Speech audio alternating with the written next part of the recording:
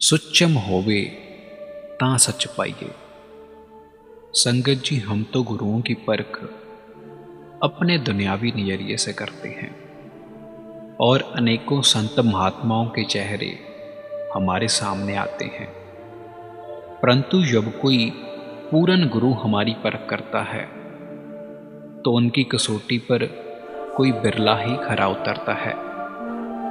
ये वार्तालाप हजरत निजामुद्दीन औलिया जी के वक्त की है।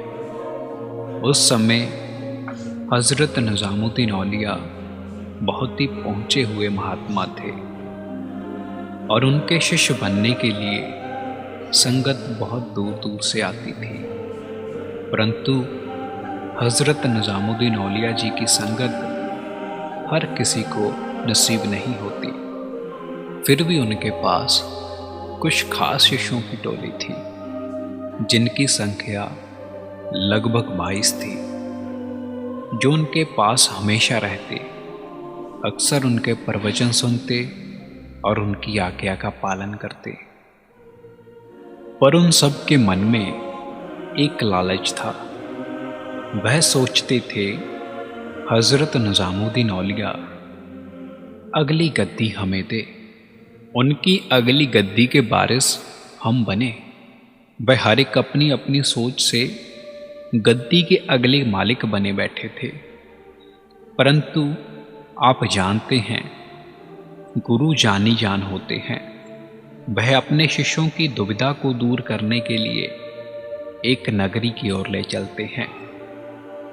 हजरत निजामुद्दीन औलिया अपने शिष्यों को उस नगरी की चहल पहल दिखाते हैं और बहुत से शिष्य उस मनमोहक दृश्य को देखकर बहुत आनंदित होते हैं।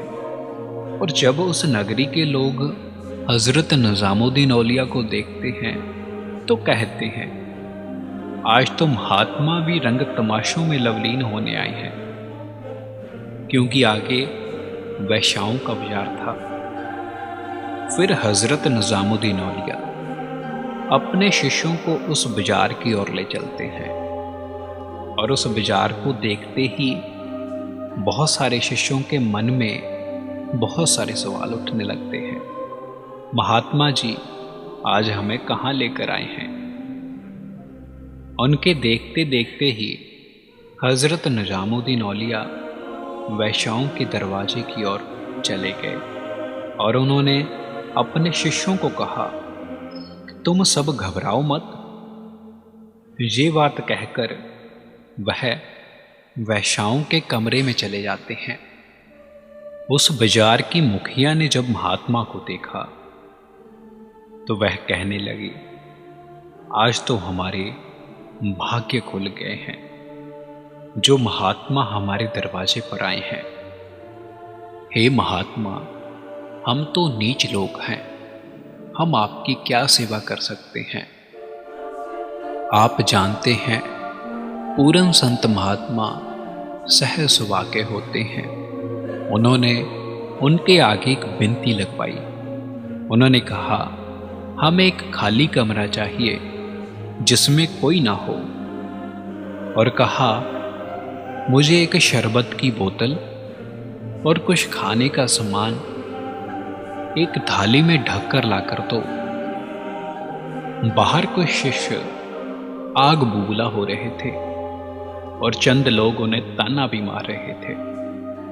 उनकी बातों में आकर कुछ शिष्य आपस में बातें करने लगे कि आज बुढ़ापे में आकर पीर की पीरी निकल गई है, अब तो उन्हें शराब कबाब चाहिए।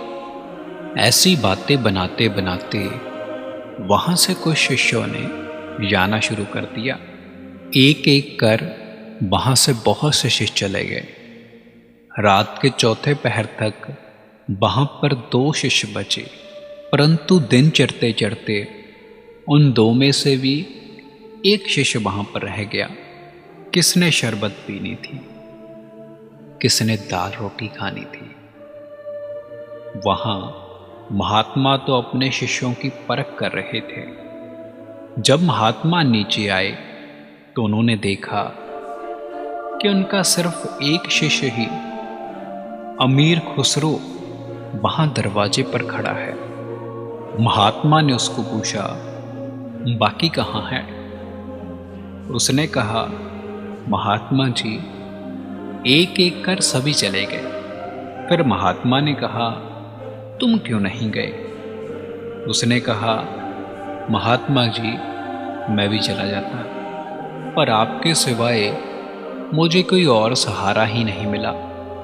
मुझसे पूछो तो यहाँ से अच्छी और कौन सी जगह है जहाँ पर मेरे महात्मा विराजमान हैं। तो ये बातें सुनकर महात्मा ने उसको अपने गले से लगा लिया। पूर्ण संत महात्मा को समझना आसान नहीं होता। उनके हर एक कार्य में राज छिपे होते हैं। महात्मा देखते हैं कि कौन इसके काबिल है। जो शिष्य उस चीज के काबिल होता है वह उसे ही वह अवस्था प्रदान करते हैं जिसमें वह पूर्ण संत महात्मा की रजा समझ सके।